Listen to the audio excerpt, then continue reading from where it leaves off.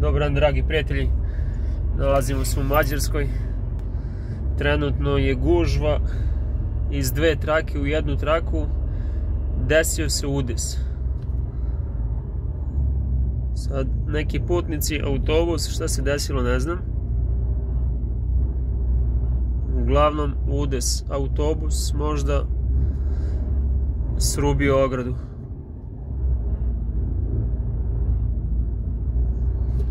Sad ćemo da vidimo.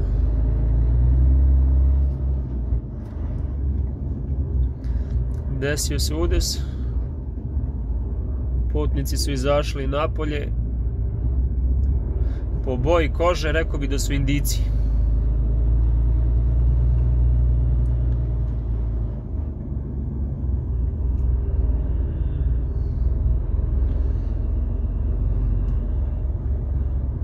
Indijci došli iz Indije i eto, desilo se. Za zlo nikad nije kasno.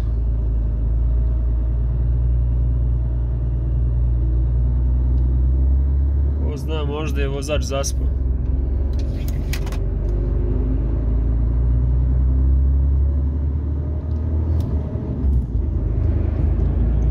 Uglavnom muški je srubio ogradu.